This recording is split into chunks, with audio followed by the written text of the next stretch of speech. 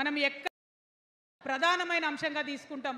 అదేవిధంగా ఇప్పుడు చదువుకుంటున్నటువంటి ఆడపిల్లలు వారి ఉద్యోగాల మీద ప్రయారిటీగా తీసుకుంటాం. వారి వ్యాపారవేత్తలుగా తీర్చిదిద్దడానికి ఖచ్చితంగా ప్రయత్నం చేస్తాం. ఇప్పుడు సెల్ఫ్ హెల్ప్ గ్రూప్స్లో ఏదైతే వడ్డీ లేని రుణాలు ఇస్తున్నారో అట్లా కాకుండా ప్రాపర్గా గ్రాంట్స్ ఇచ్చేటట్టుగా ప్రయత్నం చేస్తాం. చిరు ఉద్యోగులు, కాంట్రాక్ట్ ఉద్యోగులు ఎవరైతే ఉన్నారో, ఎవరైతే విస్మరించబడ్డారో వారందరినీ కూడా కళ్ళలో పెట్టి కాపాడుకుంటాం.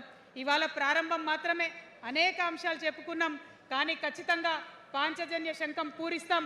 అవతలి వాడు మనవాడైనా సరే, అధర్మం వైపు వాడుంటే వాళ్ళ మీదైనా సరే యుద్ధం చేయడానికి ఖచ్చితంగా వెనుకడుగు వేయకుండా ముందుకే వెళ్తామని తెలియజేస్తూ, మరి ఈ 3 పార్టీలు కూడా, Congress party single agenda Rahul గాంధీని ప్రధానమంత్రి చేయాలి, BRS party single agenda farm హౌస్లో పెద్దసారి ఉండాలి, చిన్నసారి సీఎం కావాలి, బీజేపీ పార్టీ సింగిల్ ఎజెండా సామాజిక న్యాయాన్ని కథం పట్టియాలి.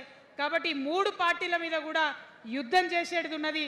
అలుపెరగని పోరాటానికి సిద్ధం కావాలని చెప్పి మొత్తం మన జాగృతి సైనికులందరినీ కూడా నేను పిలుపునిస్తా ఉన్నాను.